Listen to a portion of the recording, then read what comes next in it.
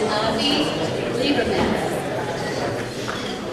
Avi Liberman is a well-known comedian, actually has a connection with Phoenix in a very special way.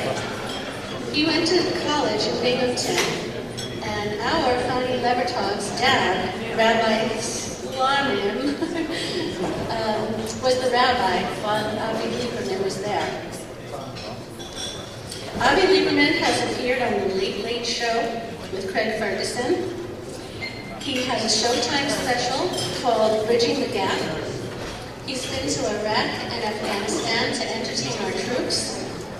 And twice a year, he brings groups of comics to Israel, with the proceeds going to the Kobe Mental Band-Aid Foundation. So let's give a warm welcome for Avi Liberman. One more round. Can we hear me? We're good? Yeah. One more round of applause for Leslie. Let her hear it. She's very good. And for Rabbi Levertov. Where's Rabbi Levertov? Let her hear it. Where's Rabbi? Where's Rabbi? And of course for Lady, who picked me up from the airport. Where's Lady? Lady, I'll be honest with you. I was a little concerned because as a Chabad rabbi, I was expecting a minivan, and he didn't have one. And it was like, is this guy really Jewish? What's going on here?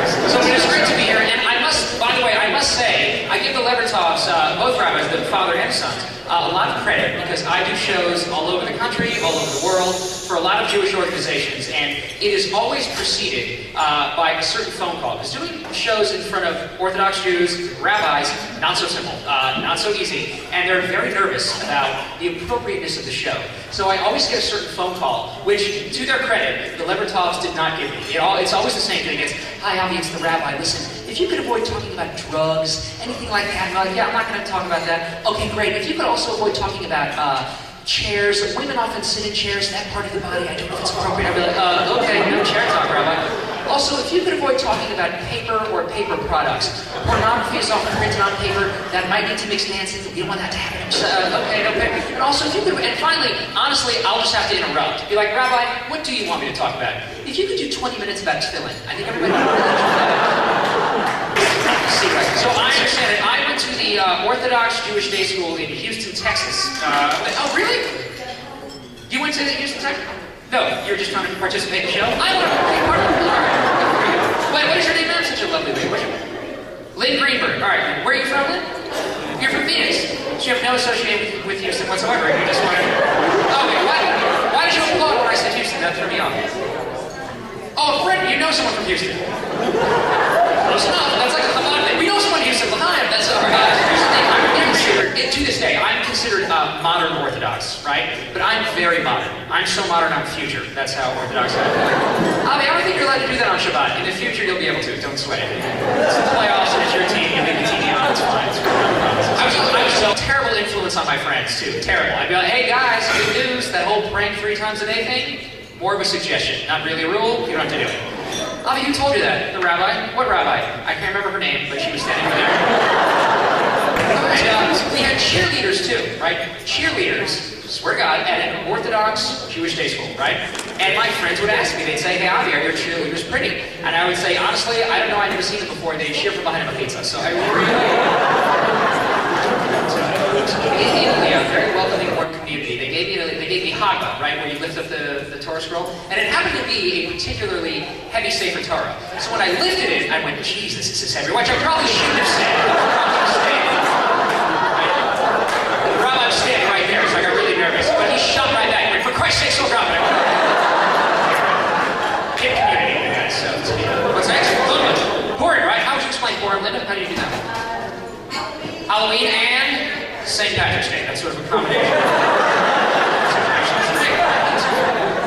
Purim, if you think about it, Purim is the only holiday we have that's cooler, I think, than anything that the Gentile community has, right? It's the only holiday you can walk out of your house with a bottle of Jack Daniels in one hand, vodka in the other, you know, your neighbors will look at you, where are you going? Synagogue, have fun in church with them, right? That's a good one.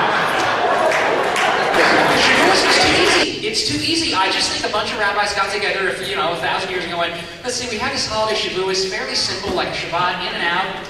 I don't like it. How can we screw this thing up? Anybody got anything? Yeah, what if we make them stay up really late and learn? All right, I like what I'm hearing. Anybody else want to add to that? What if we make make them stay up all night, because that'll ruin the following day for them also. I like it. Get it on the books, spread it around, pretend they're not as religious as they do it. Fantastic. We all have our different levels of observance, right? Some Reform, Conservative, Orthodox, within that, ultra-Orthodox, whatever it is, right? One thing I realize, though, no matter where you are on your level, right, whoever's one above you, crazy, those guys are nuts, right? Out of their minds. One below you, go ahead, not really Jewish, not going to talk about it. By the way, on behalf of Zalman and myself, just a quick apology. If one more Israeli, on behalf of all other Israelis, if one more Israeli tries to sell me a Dead Sea product in a mall, I'm going to lose my mind. They do that here too in Phoenix?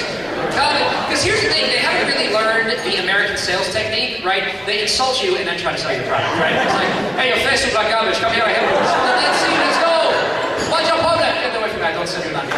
Where are your teachers, guys? Where are your teachers? Oh, right here in the front?